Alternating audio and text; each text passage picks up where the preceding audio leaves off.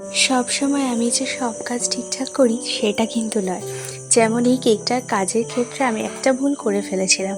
Customer আমাকে photo পাঠিয়ে বলেছিল আমাকে কিন্তু সেম টু সেম করে দিও। আর আমি যেদিন কেকটা বানাচ্ছিলাম সেদিন আমি গ্যালারিটা খুলে মানে প্রথমে ফটোটা দেখে নিই। আর চ্যাটটা খুলি যে কী ফ্লেভার আছে সেটা দেখার জন্য। ইনসাইড এটার ব্লুবেরি ফ্লেভার ছিল। তো এবার আমি কেকটা বানাতে শুরু করি। আর একটা জিনিস আমি একদম মানে খেয়াল করিনি যে ও আমাকে বলেছিল কেকটা ব্লু কালার আছে কিন্তু তুমি আমাকে পার্পল কালারের করে দিও। আসলে সেদিন অনেকগুলো কেকের অর্ডার ছিল আর এই কেকগুলো আমাকে সবকটাই সকালে ডেলিভারি করতে হতো, তাই তাড়াতাড়ি করে ডেকোরেশন করে আমি একটু ফ্রিজে সেট করব বলেই ক্রিমটা কানে মানে কি তাড়াতাড়ি কাজ করছিলাম। তো এইভাবেই আমার ভুল হয়ে গেছে। তো যখন আমি এটা ওকে জানাই ও বলল যে ঠিক আছে, কোনো ব্যাপার না, তুমি কেকটা প্যাকিং করে আমাকে দিয়ে দাও।